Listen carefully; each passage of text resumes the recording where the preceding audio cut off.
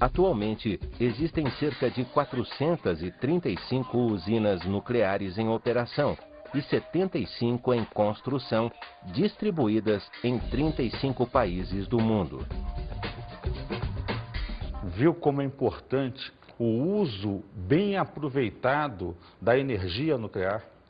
Não só isso, você viu o dado estatístico geral, mas para raciocinar no seguinte: 35% de toda a energia elétrica fornecida na Alemanha vem da energia nuclear. 80% da energia elétrica da França vem da energia nuclear. Então hoje, alguns países, principalmente como a França, usam o seu dia a dia baseado numa usina nuclear. Então elas são de vital importância. 35 países já avançados nesse aspecto. Outros tentando entrar no processo, porque é uma das formas mais usuais de você trabalhar com energia nuclear. Daí nós vamos hoje estudar radioatividade 3. Idealizando o processo dos tipos de elementos radioativos e as suas transformações. Começamos então a falar sobre as séries ou famílias radioativas. É importante você perceber o seguinte: qual é a ideia do elemento radioativo que já veio sendo passado? Só dando uma recapitulada. Todo elemento dito radioativo, ele sofre transformações, ele desintegra-se, emitindo partículas, gerando novos elementos, ao qual nós chamamos de transmutação. Até que no final dessas transformações, ele chega a um último elemento estável. E aí não há mais transformações. Observamos então que nessas transformações, 3 séries ou famílias radioativas surgiram, necessariamente formadas por átomos pais, elementos que encabeçam essa lista e que dão nome para essas famílias. E a gente percebe que as transformações que ocorrem de um elemento para outro é sempre por emissão de partículas ou desintegrações, como nós chamamos. Vamos olhar então essas 3 famílias ou 3 elementos que encabeçam essas famílias. Tório 232. Essa é uma das 3 famílias radioativas que começa justamente pelo elemento tório.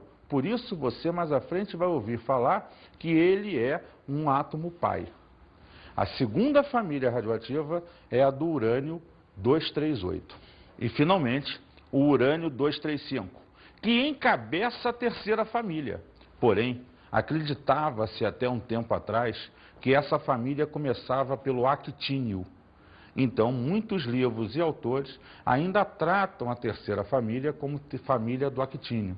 Mas sabe-se que hoje que ela começa pelo urânio 235. Mas o que significa série ou família radioativa? É o conjunto de átomos que estão relacionados por sucessivas desintegrações. Aquilo que inicialmente começamos a introduzir como ideia. Cada vez que esse átomo radioativo instável se desintegra, ele vai transmutar, formando um novo elemento. Esse elemento vai pertencer a uma série ou família radioativa porque ele surgiu a partir daquele elemento anterior. É interessante notar que todas as séries ou famílias radioativas começam sempre do átomo pai e a primeira desintegração é uma emissão de partícula alfa. A partir desta, ele pode desintegrar emitindo qualquer partícula, ou beta ou alfa, mas sempre uma das duas será emitida para haver a transmutação. Outra coisa interessante sobre as 3 famílias de um âmbito geral é que todas terminam no chumbo, como elemento estável do processo. Então, é sempre começando no átomo pai, gerando uma série de átomos filho, até o elemento chumbo, que é o estável do processo. Aí para. Vamos observar, então, um estudo mais aprofundado das 3 séries ou famílias radioativas. Veja só. A. Átomo pai. Sofreu emissões, se transformou em B. Sofreu emissões, se transformou em C. Sofreu emissões, se transformou em D. Se D é o átomo estável, não haverá mais transformações. E B, C e D serão chamados de átomo filhos.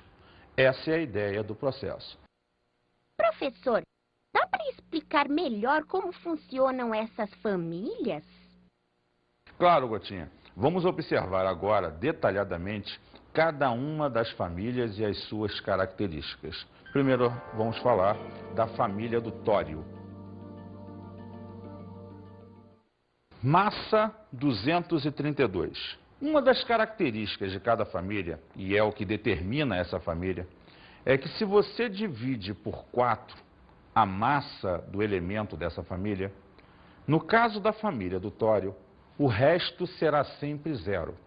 Então, se você pegar todos os elementos sequenciais formados na família e dividir suas massas por 4, o resto da conta será sempre 0. E esse elemento, então, pertence à família do tório.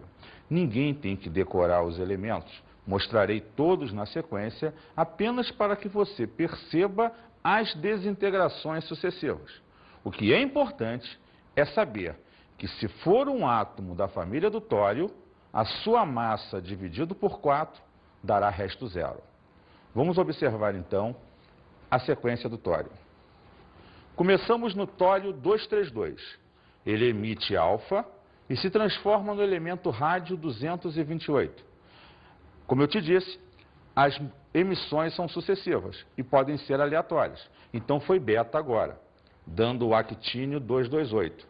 Beta de novo, dando o tório 228. Logo a seguir, tório 228, emite alfa, produzindo o rádio 224. Emite alfa, produzindo o radônio 220. Emite alfa, produzindo o polônio 216.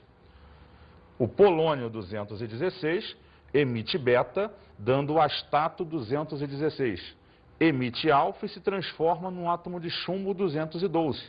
E emite beta, gerando o bismuto 212. O bismuto 212 emite beta, gerando o polônio 212, emite alfa, gerando tálio 208 e emite beta, gerando chumbo 208. Como você viu, a família começou no tório e acabou no chumbo, que é o elemento mais estável do processo. A partir daí, não haverá mais transformação. E o chumbo seria o último elemento da sequência. Queria te recordar um ponto importante. Quando nós estudamos no outro capítulo a emissão das partículas, nós falamos da questão da partícula alfa e da partícula beta. Todo emissor alfa, todo elemento que emite uma partícula alfa, ele emite 2 prótons e 2 nêutrons. O que isso significa? Que o novo elemento terá 2 prótons a menos e 4 unidades de massa menor. Por outro lado, se você emite uma partícula beta, o seu número atômico aumenta de 1 unidade e o seu número de massa permanece constante. Então, Edson, emitir alfa e beta vai produzir elementos diferentes. Sim, repare uma coisa importante. A massa será sempre colocada no exercício. O número atômico, você deverá consultar a tabela periódica. Tenha sempre à mão uma tabela periódica para isso. Vamos olhar essas emissões como exemplo nesse último quadro que vimos. Veja só, o bismuto 212 tem número atômico 83. Se ele emite beta, o número atômico 83 aumenta de 1 unidade. 84 é o elemento polônio. E a massa permanece constante. 212 continuou 212. Olhe agora o polônio 212, cujo número atômico é 84. Quando ele emite uma partícula alfa, o que ele produz? Um elemento cujo número atômico diminui 2 unidades. Polônio 84, tálio 82. E a massa diminui de 4 unidades. O polônio você observa 212 e o tálio 208. Sendo assim, você vai perceber o que nós acabamos de te relembrar. A ideia das emissões alfa e beta transformando os elementos. Vamos agora, então, à segunda família ou série radioativa. A família do urânio. Massa 238. Então, ela começa no urânio 238. E qual é a característica dessa família? Essa família tem todos os seus elementos com a massa divisível por 4. Porém, dá resto 2. Então, qualquer elemento da sequência vai ter sua massa divisível por 4, porém dará resto 2. Por isso, essa família tem massa 4N mais 2. Esse 2 é o resto da conta de divisão que nós fizemos. Ou seja, se o exercício vier com qualquer elemento para que você defina a família, se ao dividir por 4 der resto 0, lembra? Família do tório. Se ao dividir por 4 der resto 2, você está vendo agora, família do urânio. Vamos observar essa família quadro a quadro. Ela começa no urânio 238, emite uma partícula alfa, dá o tório 234. Emite uma beta e dá o proctínio 234. Emite uma beta e dá o urânio 234. O urânio 234 emitiu alfa, virou tório 230. Emitiu alfa, rádio 226. Emitiu alfa, radônio 222. O radônio 222 emite alfa, dando polônio 218. Emite beta, dando o astato 218. Emite alfa, chegando no chumbo 214. O chumbo 214, como não é estável, emite beta, dando o bismuto 214. Emite beta, voltando ao polônio 214. O polônio 214 emite alfa, gerando tálio 210. Esse tálio 210 emite beta, gerando chumbo 210, emite beta novamente, gerando bismuto 210, e emite beta, dando novamente o polônio 210. O polônio 210 emite uma alfa agora, dando tálio 206, que emite uma beta, gerando chumbo 206, que é o elemento estável do processo e o último elemento dessa família. Como você vê, eu preciso frisar isso, não há importância em decorar todos os elementos. O grande dado, a grande dica é que você perceba, dado um elemento, que a sua massa será dividida por 4. Se der resto 0, primeira família, tório. Se der resto 2, família do urânio. E vamos agora, então, ver a terceira família, a família do actínio. Lembra que eu te falei lá no início que acreditava-se que o actínio era o primeiro elemento da série. Porém, sabe-se hoje que isso é errado e que o urânio 235, que hoje existe em 0,7% do urânio 238, é que começa essa terceira série. Mas como já se conhecia como série ou família do actínio, se manteve essa notação, mas sabendo que se começa do urânio 235. Cuidado que isso pode ser uma pegadinha em concurso. Vamos a essa família. A família do actínio, massa igual a 4N mais 3, como eu te disse. Nesse caso, se você pegar a massa de qualquer um dos elementos e dividir por 4, ela dará resto 3. Então a diferença, o grande diferencial de cada família é o resto que vai se formar. É isso que gerencia o elemento ser de uma família ou de outra. E é o que a gente vai ver agora. Vamos observar a sequência de elementos pertencentes a essa família. Urânio 235 emite alfa, dando tório 231, que emite beta, dando proctínio 231. Emitindo alfa, o actínio 227. O actínio 227 emite beta, dando tório 227, que emite alfa, dando frâncio 223, que emite beta, dando rádio 223. Esse rádio 223 emite alfa, dando radônio 219, emitindo alfa, dando polônio 215, que emite beta, dando astato 215. O astato 215 emite alfa, dando chumbo 211, que emite beta, dando bismuto 211, que emite beta, gerando polônio 211. O polônio 211 emite alfa, dando talho 207, que emite beta, dando chumbo 207, que é o elemento estável dessa sequência.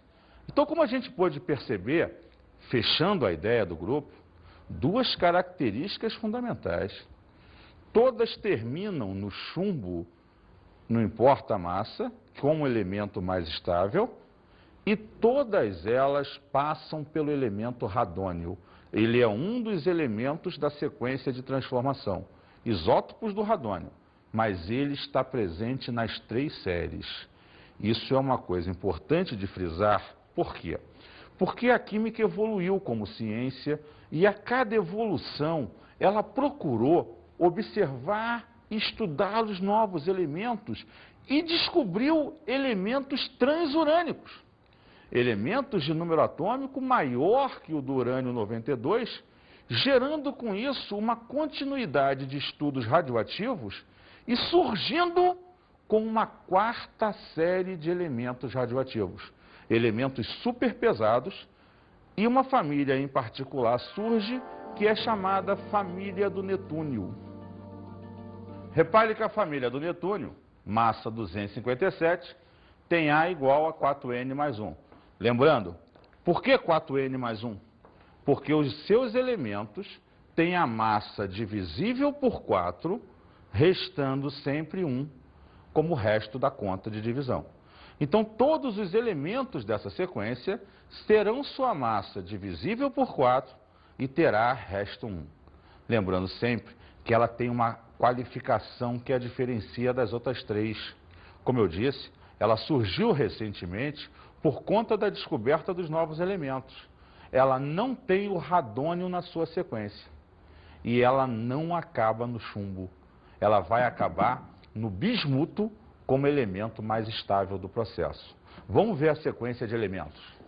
Plutônio 241 emite beta, dando americio 241, que emite alfa, dando nipônio 237, que emite alfa, dando proctínio 233. Esse proctínio 233 emite beta, dando urânio 233, que emite alfa, dando tório 229.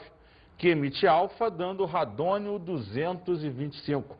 Esse radônio emite beta, gerando o actínio 225, que emitiu alfa, dando frâncio 221, emitiu alfa, dando astato 217, o astato 217 emite alfa, dando bismuto 213, que emitiu beta, dando polônio 213, que emitiu alfa, dando talho 209.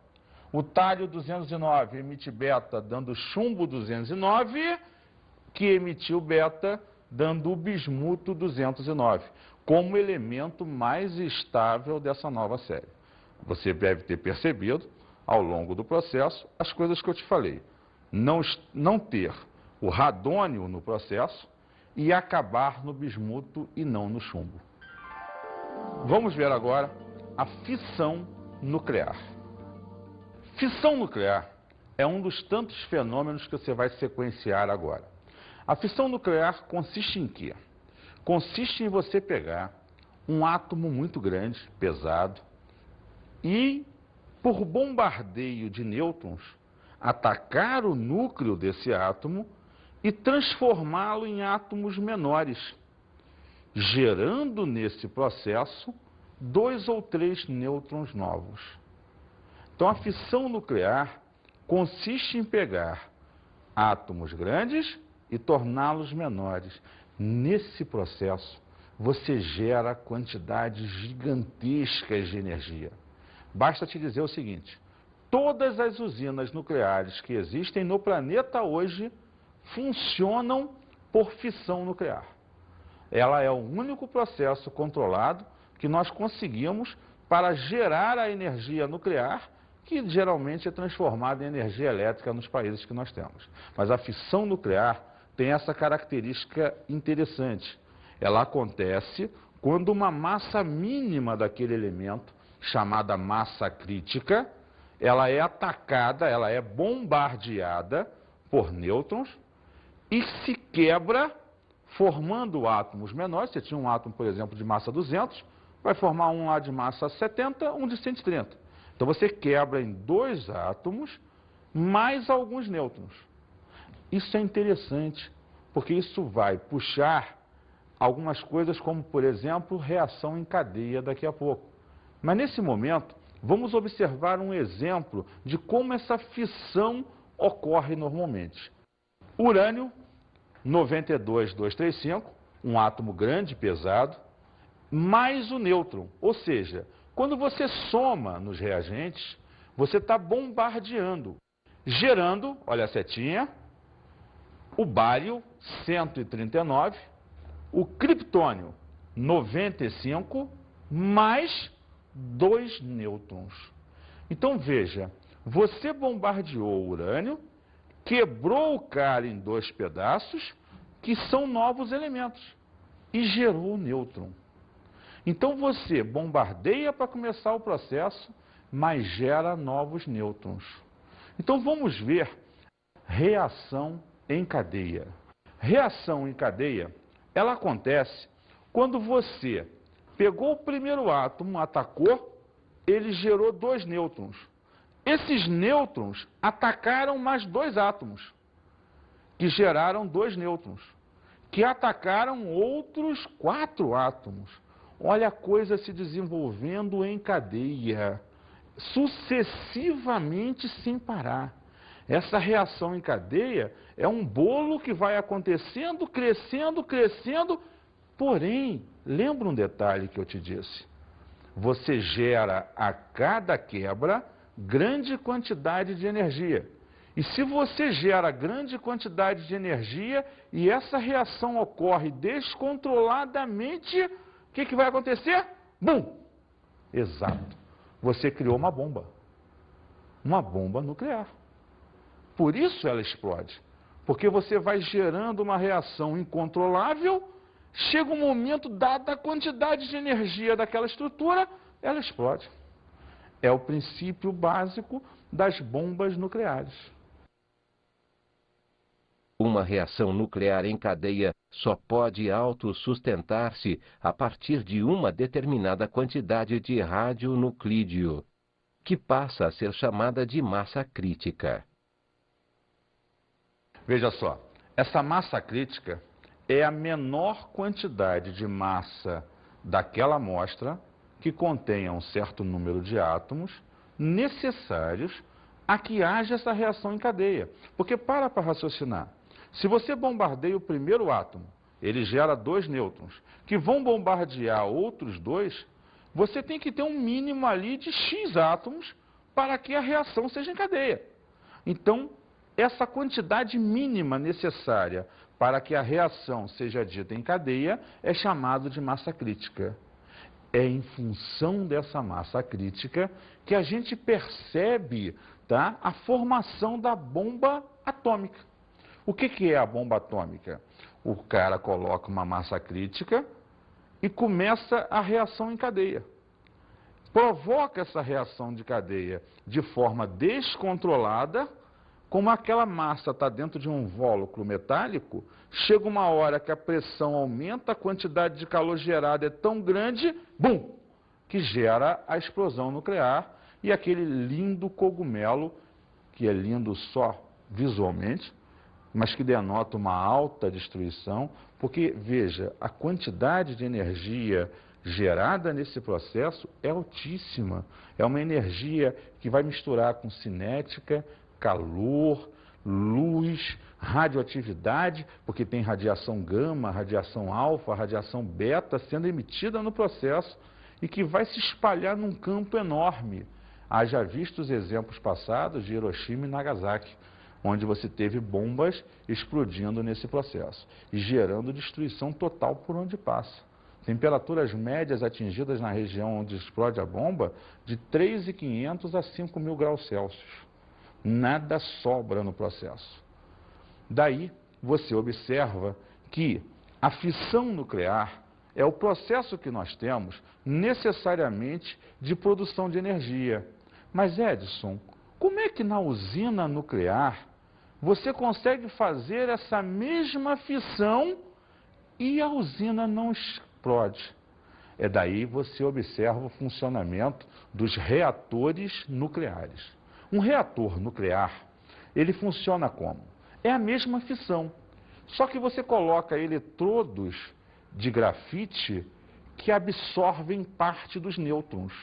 Então, quando você começa a gerenciar a reação em cadeia e produz muito nêutron, se esses muitos nêutrons gerados necessariamente ficarem espalhados lá dentro, vão gerar o descontrole.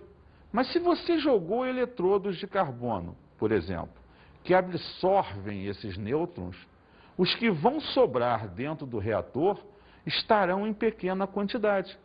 Logo, essa reação passa a ser controlada. E a energia sendo gerada dentro desse controle é encaminhada para o nosso uso diário. Então, uma usina nuclear tem como seu reator um recipiente onde uma reação em cadeia sob controle vai acontecer dentro do processo. Essa é a base de funcionamento desse reator. Vamos falar agora da contrapartida da fissão. O sonho da nossa realização futura, a fusão nuclear. Como é que funciona uma fusão nuclear? Necessariamente ela é o processo inverso ao da fissão nuclear. Na fusão, você tenta pegar dois núcleos pequenininhos e fundi-los, tornando um elemento maior. Só que isso aumenta o cinturão de estabilidade desses elementos. Esse núcleo um pouco maior é bem mais estável e, ao mesmo tempo, gera quantidades imensas de energia. Pô, então, Edson, eu vou produzir energia à beça. Sim, vai. Mas com um elemento mais estável. Sim, logo menos radioatividade, menos problemas nocivos à saúde e etc. Então, a fusão nuclear é a base do nosso sonho. Sim, só que até hoje a ciência não conseguiu produzir uma fusão nuclear à temperatura ambiente. Ela só se consegue fazer em temperaturas muito elevadas. Esse é o processo de inibição dela. Esse é o processo que a gente ainda não conseguiu isso. É importante entender, inclusive, que a energia das estrelas, como o Sol para a gente, acontece por fusão nuclear. Basicamente, é como se 8 bombas de hidrogênio explodissem por segundo na superfície do Sol. É essa energia gerada por ele que chega até a gente e que ilumina, basicamente, toda a nossa vida e gera o calor necessário para a sobrevivência.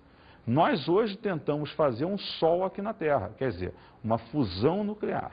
Só que nenhum país do mundo conseguiu ainda ter essa fusão nuclear no processo. Vamos observar esse exemplo de fusão nuclear. O hidrogênio 1,3, o trítio, funde com o hidrogênio 1,2, o deutério. Na fusão desses dois átomos mínimos, gera, olha a setinha, o hélio 2,4, mais um nêutron que é liberado. Mas o interessante do processo é perceber que os núcleos fundidos eram pequenos e que se gerou um átomo maior. Vamos observar agora alguns exercícios. Primeiro exercício. Verifique a qual das 3 famílias radioativas naturais pertencem os isótopos. A. Proctínio 91234. B. Bismuto 83.210. C, chumbo, 82.211. D, polônio, 84.212. Observa que nesse tipo de exercício você vai ver a aplicação direta daquela questão da família que foi informada. O que você faz? Pega a massa de cada elemento, divide por 4 e verifica o resto que deu.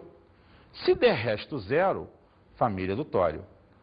Se der resto 1, família do netúnio. Se der resto 2, família do urânio. Se der resto 3, família do actínio. Vamos acompanhar essa solução então. Letra A, proctínio 234. 234 dividido por 4, 58. Resto 2. Então é da família do urânio. Letra B, bismuto 210. 210 dividido por 4, 52. Resto 2, família do urânio. C, chumbo 211. 211 dividido por 4, 52. Resto 3, família do actínio. E letra D, polônio 212. 212 dividido por 4, 53. Resto 0, família do tório. Como você percebeu, identificar a família de um elemento é apenas observar a divisão da sua massa por 4 e verificar o resto da conta. Com isso, você consegue resolver qualquer exercício de identificação de família. Vamos então agora resolver um outro exercício. As figuras a seguir representam reações nucleares. O núcleo inicial, urânio 235, foi atacado por X. Tornou-se instável, esse colchetes pontilhado significa isso, gerando o urânio 235, ele vai se partir. Observa no final que ele formou Kr 9036, o Y e X. O mesmo X, se você perceber, que estava lá no início. Vamos continuar a ler. Repara, hidrogênio 2, hidrogênio 2, se juntaram. Estavam separados por essas linhas sinuosas. No segundo momento, se juntaram. Terceiro momento, continuaram juntos, o que denota que partes menores geraram uma parte maior.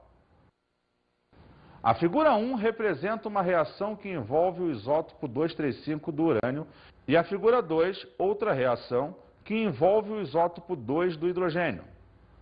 Letra A, identifique a partícula designada por X.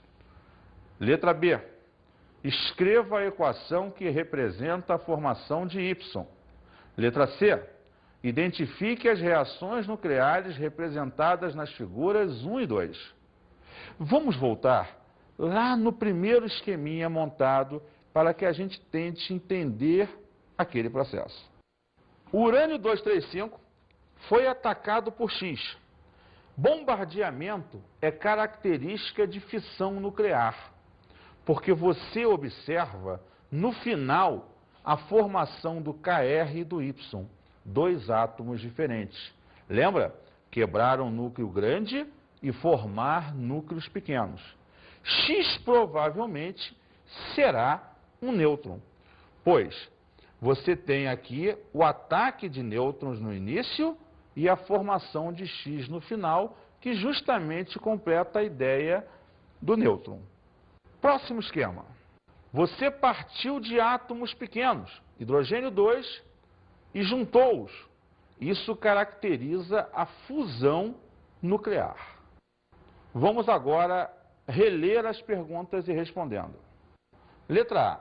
Identifique a partícula designada por X. Obviamente, é um nêutron, pois esse bombardeou o átomo inicial e foi formado ao final do processo. Então, X é o próprio nêutron. Vamos ao item B. Escreva a equação que representa a formação de Y.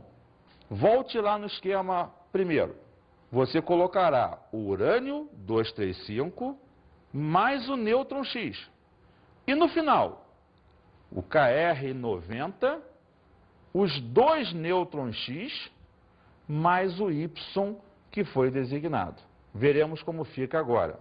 Urânio 92,235, mais nêutron 0,1, dando, setinha, 2 nêutrons 0,1, criptônio 3690, mais Y 56,144, sendo então a resposta final desse item. Vamos ao item C agora. Identifique as reações nucleares representadas nas figuras 1 e 2. Ora, como podemos ver nos esquemas, a primeira reação partiu de um átomo muito grande sendo atacado e gerando átomos pequenos, mais nêutrons. Essa é uma reação de fissão nuclear. E a segunda? Você partiu de núcleos pequenos de hidrogênio, gerando um só ao final, caracterizando a fusão nuclear. Então, as reações finais são fissão nuclear e fusão nuclear.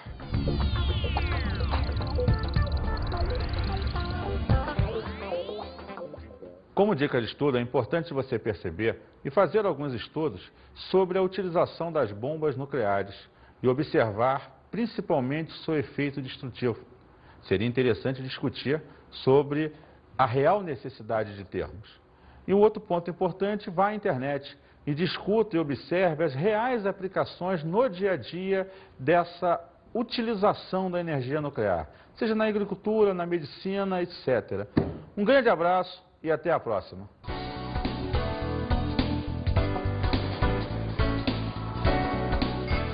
Na aula de hoje estudamos radioatividade 3.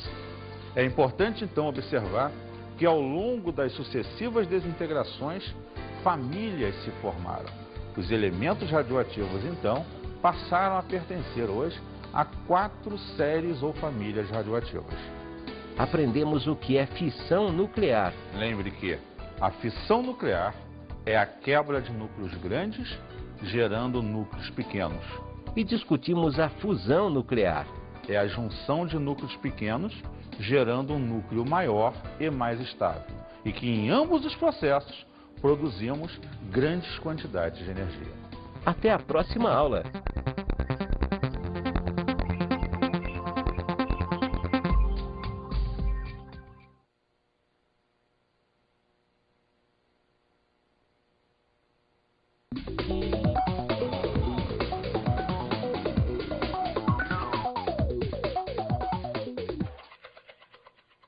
Caros colegas, o importante nesse momento é diferenciar as séries radioativas e mostrar para ele a diferença entre fissão e fusão nuclear.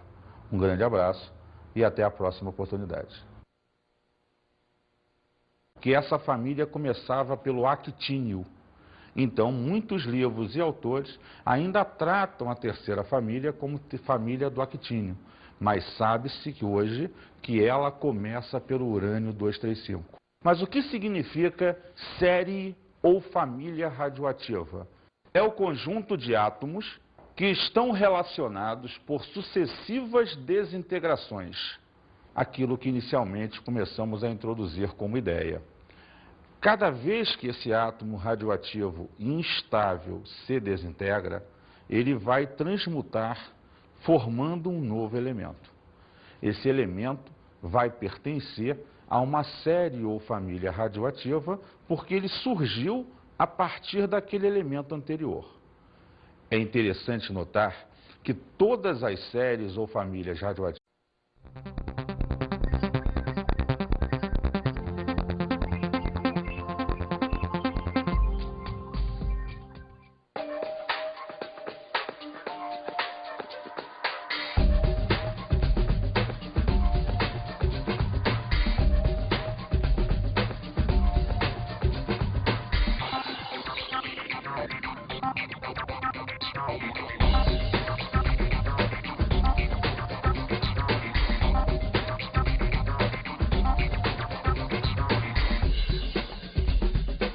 Atualmente, existem cerca de 435 usinas nucleares em operação e 75 em construção, distribuídas em 35 países do mundo.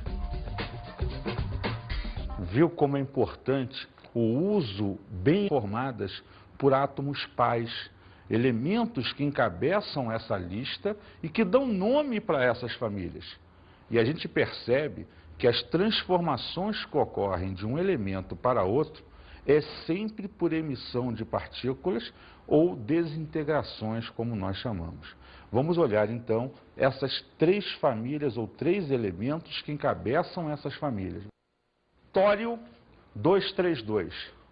Essa é uma das 3 famílias radioativas que começa justamente pelo elemento tório. Por isso, você mais à frente vai ouvir falar que ele é um átomo pai. A segunda família radioativa é a do urânio 238. E, finalmente, o urânio 235, que encabeça a terceira família. Porém, acreditava-se até um tempo atrás dos tipos de elementos radioativos e as suas transformações. Começamos então a falar sobre as séries ou famílias radioativas. É importante você perceber o seguinte: qual é a ideia do elemento radioativo que já veio sendo passado, só dando uma recapitulada. Todo elemento dito radioativo, ele sofre transformações, ele desintegra-se, emitindo partículas, gerando novos elementos, ao qual nós chamamos de transmutação. Até que no final dessas transformações, ele chega a um último elemento estável. E aí não há mais transformações. Observamos então que nessas transformações, 3 séries ou famílias radioativas surgiram. Necessariamente têm aproveitado da energia nuclear. Não só isso, você viu o dado estatístico geral, mas para raciocinar no seguinte: 35% de toda a energia elétrica fornecida na Alemanha vem da energia nuclear. 80% da energia elétrica da França vem da energia nuclear. Então hoje, alguns países, principalmente como a França, usam o seu dia a dia baseado numa usina nuclear. Então elas são de vital importância. 35 países já avançados nesse aspecto, outros tentando entrar no processo, porque é uma das formas mais usuais de você trabalhar com energia nuclear. Daí nós vamos hoje estudar radioatividade 3. Idealizando o processo